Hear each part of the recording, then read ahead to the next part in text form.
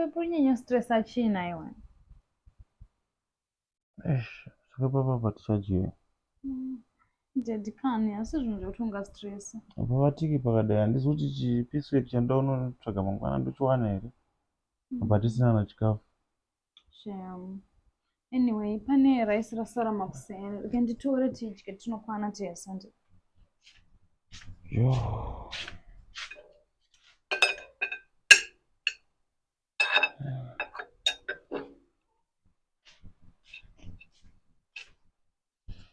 Utete pane chirice rasara kuseni ichi. Ngatingodye tinokwana. At least todya zvako bhebi wangu.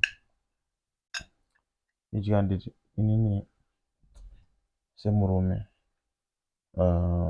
Ngatidye tese shoma. No baby, idyewo. Iwewe Ini ndiri murume baby, don't worry. And tese tine nzara. no, don't worry baby. Chidya alright. Iwewo chidya ndichimedza. And deal. Handikabudiwa wangu. Yes. Iwewo chidya ndichimedza. I can even feed you. My love. Tsenga. Ndinde ndichingomedza. Iwewo chidya.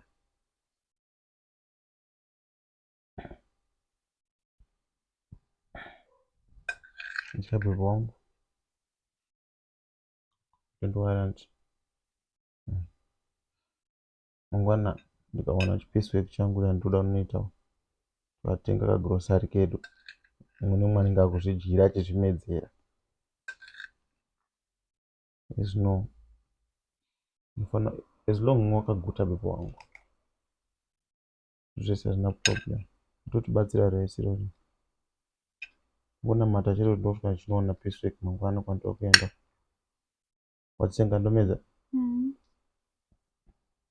Ndikuti handitogutawo bebe wangu. Cheka uchema kana. Ndiri kutoita ndichimedzawo bebe. Cheka uchema. Cheka uchema sweetheart.